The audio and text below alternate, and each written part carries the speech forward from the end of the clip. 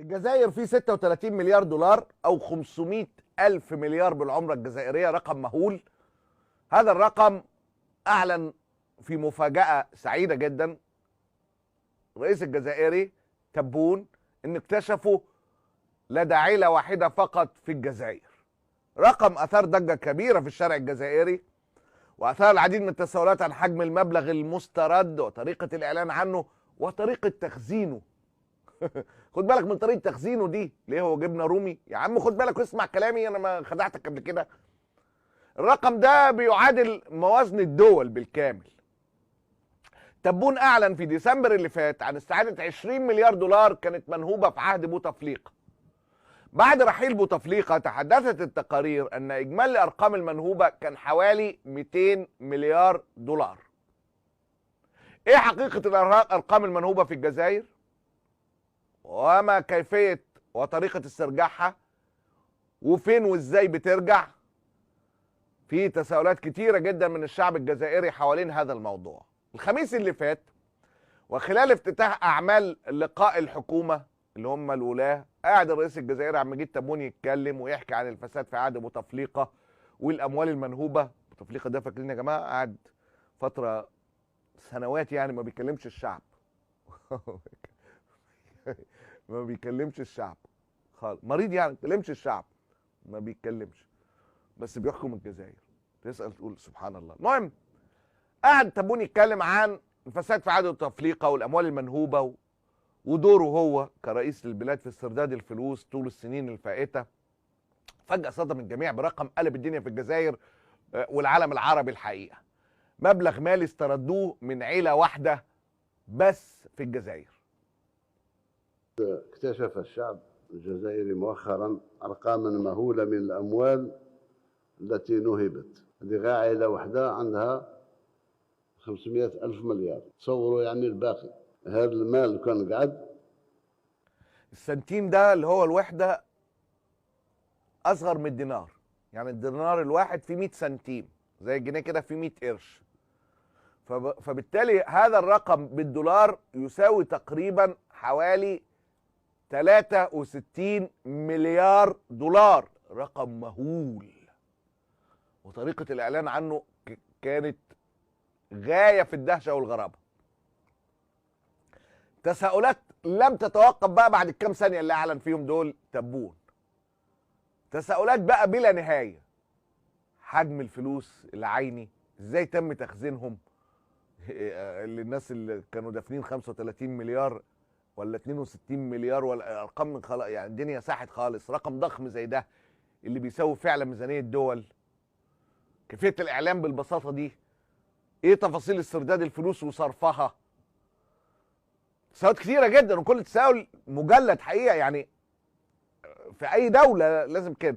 أول تساؤل معني بضخامة الرقم، رقم مهول يفوق الاحتياطي الأجنبي في مصر أو نص الاحتياطي الأجنبي في الجزائر نفسيها.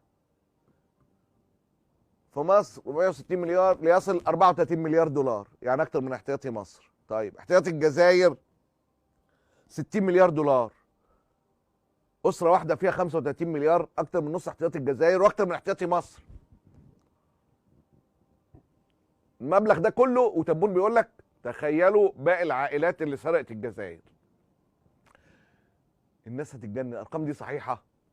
الاموال المسروقه تقدر بتلك المليارات. ايه الرقم الفلكي ده؟ ما نعرفش عنه اي معلومات غير ال 30 ثانيه بس اللي قال فيهم تبون الموضوع. هل حكايه سيول نقديه ولا ثروه عيله بالكامل من عقارات واراضي وفلل وغيره؟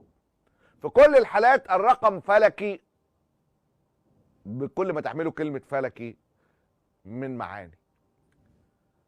بيساوي احتياطي نقد أجنبي لدول حجمها الاقتصادي تقيل فعلا، مش أي حاجة. بص، الأرجنتين 36 ده الاحتياطي، المجر 36، نيجيريا 34. هتقولي طب ما احنا زي الناس دي. يا ابني احنا مش زي الناس دي ولا حاجة، احنا خالص احنا بره الحسبة دي. انت مش لسه قايل 34 مليار يا ابني؟ السعوديه والكويت وقطر والامارات ليهم 29 منهم ولا 28. احنا ما عندناش حاجه.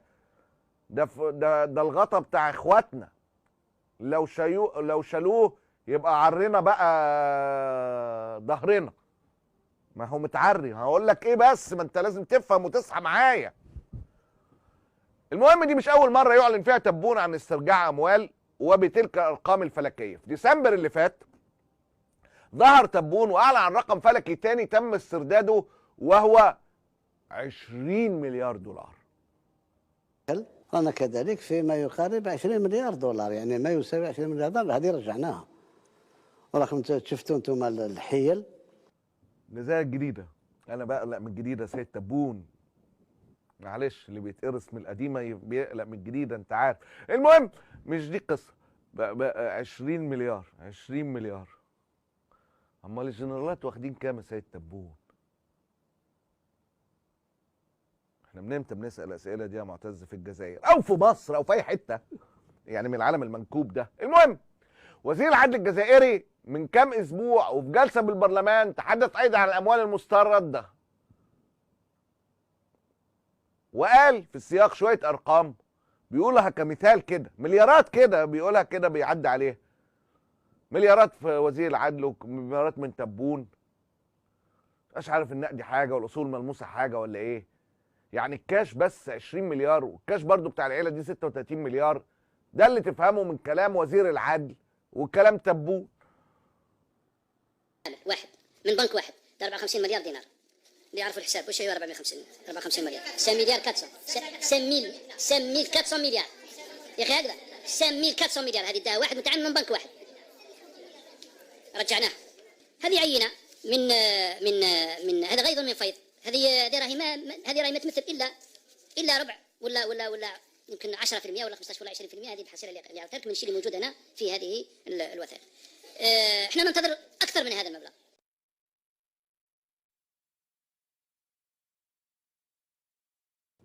حقيقة تساؤلات كتيرة جدا من الشعب الجزائري حوالين صحة الأرقام وطريقة الإعلان عن الأرقام بتلك الرقم. أرقام بهذه الضخامة ويقول لك ده ربع أو جزء من المبلغ. هعرض لك جانب من تساؤلات الأشقاء الجزائريين على مواقع التواصل الاجتماعي بخصوص تلك القصة. يعني طبعا الناس ما زال تبون يكذب أكثر مما يتنفس. محمد العربي زيتوت 500 ألف مليار سنتيم، أكثر من 36 مليار دولار بسعر البنك. هل يعقل أن عائلة واحدة في الجزائر، عائلة طحكوت، تمتلك هذه الأموال الضخمة؟ للتذكير أن تبون كان وزيرا ثم وزير أول في حقبة بوتفليقة، في الوقت الذي نحن نقول أن البلاد تنهب بلا حدود. بلا حدود. التساؤل الآخر في موضوع الأموال المستردة هو الحكم العيني للأموال، المكان اللي بتتخزن فيه. في الأول والآخر الفلوس دي أصول ملموسة، أو يعني أكيد بتتعان في مكان، حتى لو كانوا بيشيلوها في بنك. بالمناسبة إيه هي المساحة اللي تكفي مبلغ زي ده؟ وإزاي كل الفترة دي كانت مستخبية في الجزائر؟ وكيف تم اكتشافها؟ مش دي أسئلة كلها لازم أنت تروح تقول لنا كده أرقام وتمشي؟ شفت فيديوهات كتيرة حقيقة بتتحدث عن المساحة اللازمة لنقل أو تخزين هذه المليارات من الدولارات، 36 مليار مثلا.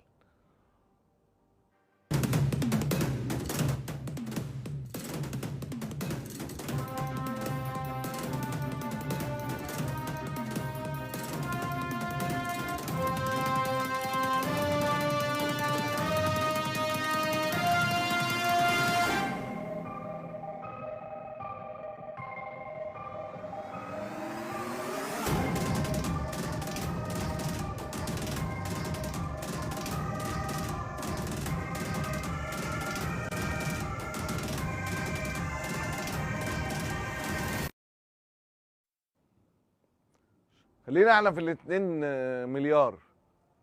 بلاش شفت من 2 مليار عربيه اللي هي المقطوره الرهيبه دي، بص عامله ازاي. تخيل مساحات التخزين كل ده بالدولار. من كده بدات تظهر تساؤلات داخليا وخارجيا حوالين الناس دي كانوا مخزنين الفلوس دي فين. واول ناس بدات تتساءل هي الناس اللي عارفه حجم الفلوس كويس.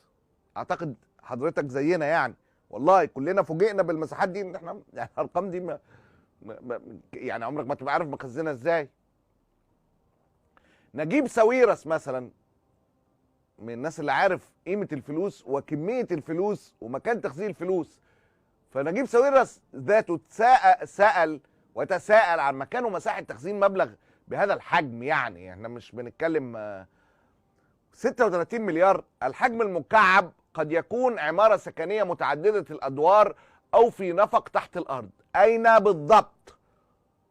اين بالضبط؟ بيقول لك ال 36 مليار دول ممكن يكونوا اكبر من عماره سكنيه متعدده الادوار او نفق كبير تحت الارض. لقيتوا الفلوس دي فين؟ الناس بتسال تساؤلات منطقيه. عرضت لك الفيديو. وده الفلوس لو كانت متخزنه بالدولار مش بالسنتيم. وكلام تبون الفلوس دي متخزنه بالعمله الجزائريه، يعني المساحه اضعاف مضاعفه اللي انت شفتها في الفيديو. الفلوس دي لو متخزنه بالدينار الجزائري كان الموضوع في التخزين او حتى في النقل كيف سيتم؟ يا جماعه يعني الحاجات كده. عشان كده بقول لك الكلام ده قلب الدنيا.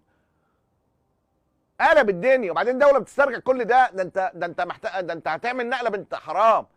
تبون وحكايه ال 500,000 مليار سنتيم اي 5000 مليار دينار جزائري. اكبر ورقه في النقديه في الجزائر هي ال 2000 دينار جزائري.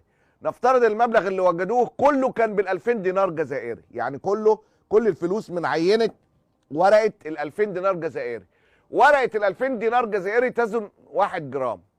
5000 مليار يساوي 250 مليون ورقه من ال 2000 دينار جزائري، من ورقه 2000 دينار جزائري. اي 250 مليون جرام، اي 250 الف كيلو، يعني 250 طن. فقط لنقل المبلغ تحتاج ل 25 شاحنه 10 طن كل شاحنه. استنى بس اكتب قبل ما ترجع ارقام دماغي ساحت يا عبد الله. 25 شاحنه كل شاحنه 10 طن، 250 طن. شكرا. ارجع بقى. كتبت الارقام. اللي هو تخيل احنا ما شفناش الفلوس يعني ولا شاركنا في نقلها. ده الناس دي عشان تنقل 10 شاحنات تنقل كده فين؟ مين ممكن يحمي كده؟ مين ممكن يحمي هذه الاموال؟ ازاي الاموال دي اتنقلت؟ انا افتكرت حالا وانا بكلمكم كده الونش اللي اختفى كان بيحفر مترو الانفاق في مصر. كان عندنا حادثه في الثمانينات كده، لحد النهارده ما حدش يعرف حاجه على الونش. مش تبقى فاهم يعني.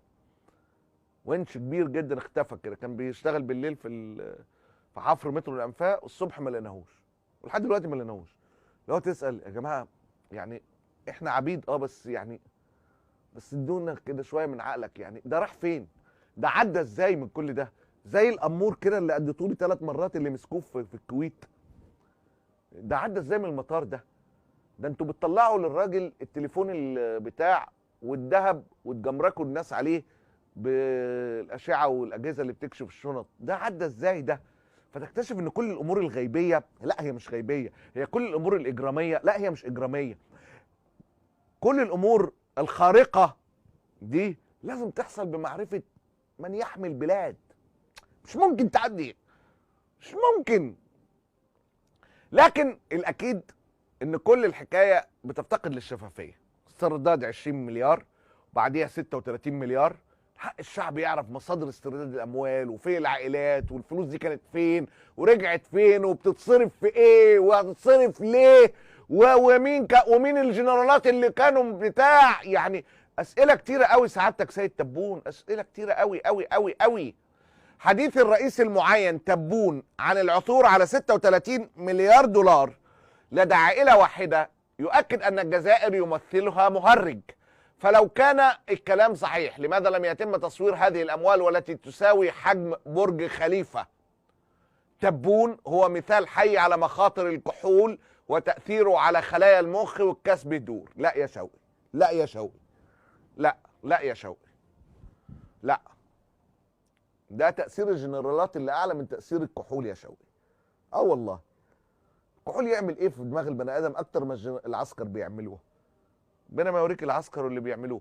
رئيس الجزائر عبد المجيد تبون يعلن عثور السلطات على 36 مليار كانت مخبأة في بيت إحدى العائلات في الجزائر. طبعا المليون دولار فئة 100 يزن نحو 8 كيلو جرام، المليار 8 طن، ال 36 مليار تزن نحو 288 طن. أنا ما حسبتش، ما أعرفش الراجل ده مش قادر، لأن الحسبة بالجزائري كانت بالأقل من كده اللي لسه كنا عاملين، عشان كده كتبت الأرقام. المهم 250 طن يعني بالجزائري، ازاي تعمل 288 طن بالدولار؟ لا، في حاجه غلط في الارقام دي. الفاسد سرق الجمل بما حمل. عجبي عجبي. اكيد انت على المستوى الشخصي دلوقتي عايز تعرف العيله اللي لقوا عندها 500 مليار سنتيم و 36 مليار دولار، وازاي تم استرداد الاموال، واين الشفافيه في هذه الارقام التي توازي ميزانات الدول. والاهم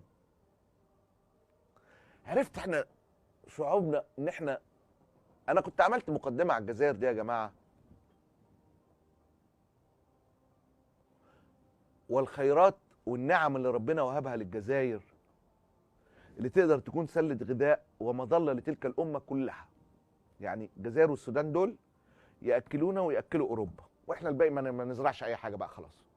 خلاص بقى مش هنزرع حاجه. انا مش عايزين نزرع حاجه، مش عايزين نزرع خلاص. هم السودانيين والجزائريين الاشقاء والاحبه واللي بينا كل حاجه، هم يزرعوا الاراضي اللي عندهم، واحنا ولا مصر تزرع ولا مصر تزرع ولا حاجه، ولا حد يزرع. مثلا بالغاز، الجزائر دي يعني ربنا حباها باموال وعطايا غير مسبوقه، لكن العسكر ما بيشبعوش. والله العسكر ما بيشبعوش. العسكر، عشان كده بقول لك انا احيانا اشعر تبون ليس لديه من الامر شيء. عسكر فظاع يا جماعه، فظاع. ايه ده؟ اصعب من الملوك. مش ملكة سبأ بلقيس قالت ان الملوك اذا دخلوا ارضا افسدوها وجعلوا اعزة اهلها اذلة. العسكر اكتر من كده بكتير. بس برضو ال 35 مليار دول كانوا مستخبيين فين؟